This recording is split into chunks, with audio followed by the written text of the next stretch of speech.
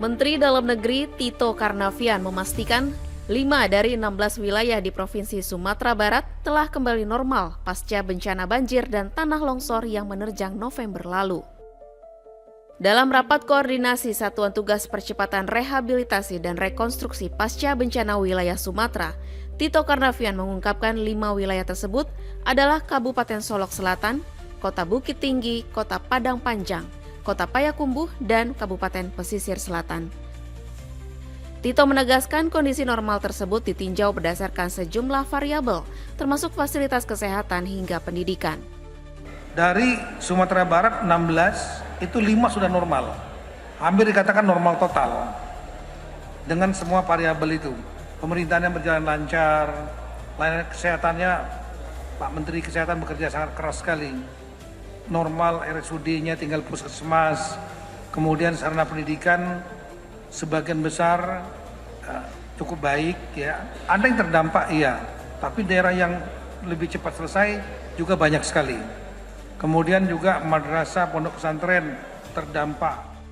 Meski telah ada wilayah yang kembali normal, Mendagri menyatakan masih adanya 11 wilayah lain di Sumatera Barat masih memerlukan atensi khusus. Salah satunya adalah Kabupaten Agam.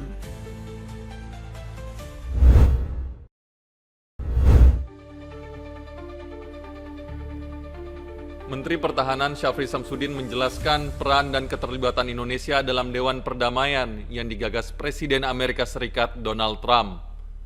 Menhan memastikan keterlibatan Indonesia akan dijalankan dengan skema pendanaan mandiri. Hal tersebut disampaikan Menhan usai rapat kerja tertutup bersama Komisi 1 DPR di Kompleks Parlemen Senayan, Jakarta. Menurut Menhan, Indonesia mengutamakan pemanfaatan kemampuan yang telah dimiliki TNI dalam menyiapkan pasukan yang terlibat pada Dewan Perdamaian. Tetapi yang pasti bahwa pelibatan ini adalah self-funded, di mana kita mengutamakan kemampuan yang ada untuk kita siapkan pasukan kita. Dan saya kira Panglima sudah mempersiapkan 1 brigade dan kita akan kirim per batalion, dan sebelumnya kita kirim 50 orang untuk tim advokasi. Sementara itu, terkait isu iuran Indonesia untuk bergabung dalam Dewan Perdamaian, pihaknya masih menunggu keputusan dari Kementerian Luar Negeri.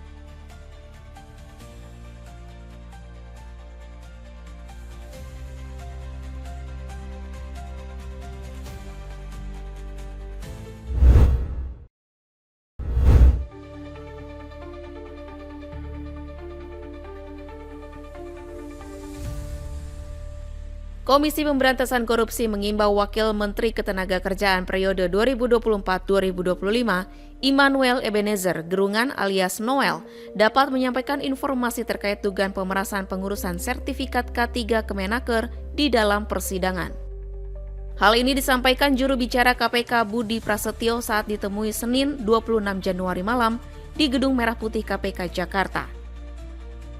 Pernyataan Budi disampaikan untuk merespons pernyataan Noel sebelum menjalani persidangan. Noel menyatakan adanya partai politik berinisial huruf K yang juga terlibat dalam kasus pemerasan K3 Kemenaker. KPK melalui Budi Prasetyo pun meminta agar terdakwa Noel fokus dalam menjalani persidangan dan menyampaikan fakta-fakta yang benar dan utuh yang dapat membantu proses persidangan berjalan efektif. Dan jika memang memiliki informasi-informasi lain yang diduga terkait dengan dugaan tindak pidana korupsi di Kementerian Ketenagakerjaan, silakan disampaikan di depan majelis hakim supaya itu kemudian juga menjadi fakta persidangan. Karena setiap fakta persidangan tentu akan dilakukan analisis oleh tim CPU KPK untuk melihat apakah kemudian nanti bisa menjadi bukti baru untuk proses atau untuk pengembangan penyidikan nantinya. Sebelumnya pada persidangan yang berlangsung di Pengadilan Tindak Pidana Korupsi pada Pengadilan Negeri Jakarta Pusat, Senin 26 Januari, Noel menyebut adanya partai yang terlibat dalam kasus K3. Selain partai politik, Noel juga sempat mengungkap adanya ormas yang tidak berbasis agama yang juga terkait kasus yang melilit dirinya.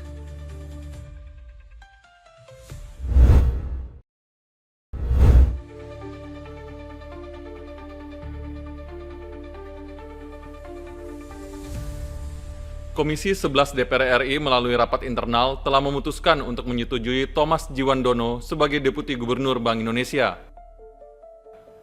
Thomas menggantikan Juda Agung yang mengundurkan diri pada 13 Januari 2026 lalu. Dalam uji kelayakan dan kepatutan bersama di Gedung DPR RI Jakarta Senin pekan ini, Thomas menyatakan dirinya telah mengundurkan diri dari kepengurusan Partai Gerindra per 31 Desember 2025.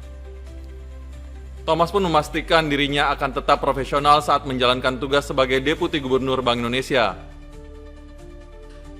Thomas menyatakan dirinya menjalani proses pemilihan Deputi Gubernur BI sesuai dengan aturan perundang-undangan yang berlaku.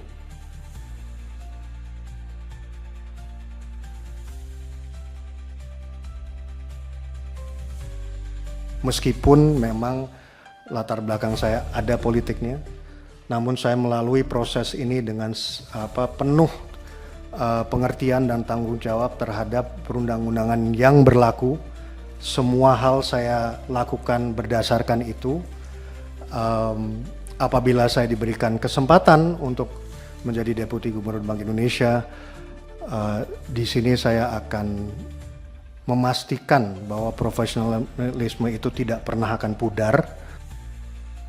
Thomas juga memastikan akan tetap bersinergi dan bekerja sama dengan pihak terkait dalam menjalankan tugasnya.